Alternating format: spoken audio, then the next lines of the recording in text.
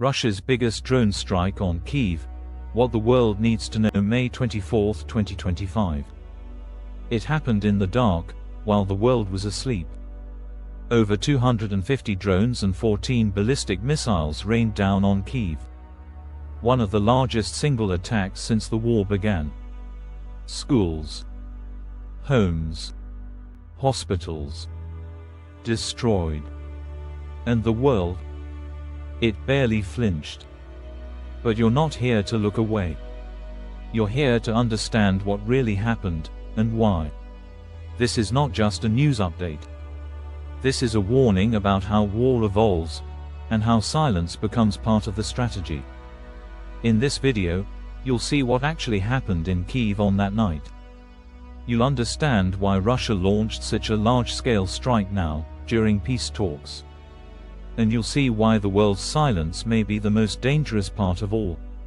On May 24, at exactly 2:12 a.m., air raid sirens began to wail across Kyiv.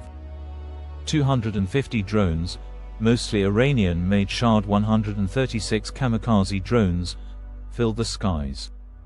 Simultaneously, 14 ballistic missiles, likely Iskander or Caliber class, were launched toward residential and civilian targets. It was a coordinated assault. Kyiv's air defense lit up the sky, intercepting many, but not all. Explosions shook apartment buildings in 6 districts. In Oberlin, a crowded residential area, a missile ripped through a public facility. 15 civilians were injured. Among them, 2 children. A kindergarten in Sviatoshan was hit. Emergency crews pulled wounded residents from the rubble. Fires raged for hours.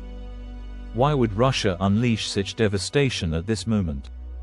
2 days earlier, Ukrainian and Russian negotiators held fragile peace talks in Istanbul.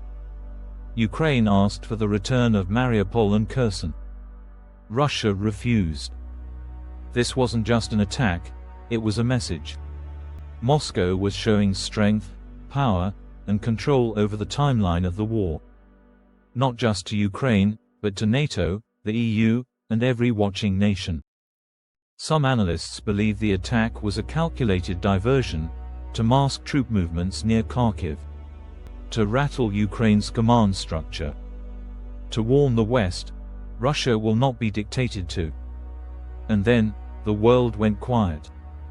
No emergency meeting from the UN Security Council.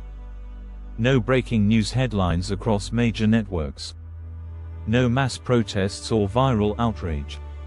It was one of the most significant strikes of the war, and for many, it passed unnoticed. Have we become so numb to war, that even this feels normal? Because for Ukrainians, nothing about that night was normal. It was terror. It was loss. It was survival.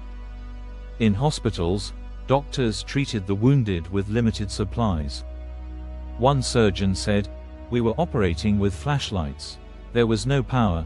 In the shelters, children asked their parents, "Why are they doing this again?" There were no answers, just silence and fear. And outside, first responders pulled bodies from the debris. The cost of this war is not just in land or politics, it's in human lives, broken every night. President Volodymyr Zelensky called the strike an act of terror. He urged world leaders to stop treating this war like a regional conflict. NATO issued a statement. But no new action. Russia remained silent. The strikes have continued, smaller, but steady. Kyiv is bracing for more. And once again, the world is watching. Or maybe, the world is pretending not to. You've now seen what most people missed. The attack happened. The silence happened. And this war is far from over. But if we ignore stories like this, we become part of the silence too. So if this story opened your eyes, don't leave without doing something. Subscribe to Next Level Mindset. This channel tells the truth behind the headlines. Here, we give voice to stories that matter. And here, you're not just a viewer, you're part of the change. Like this video. share it, and leave a comment below. What should the world do now? Let's talk. Let's not look away.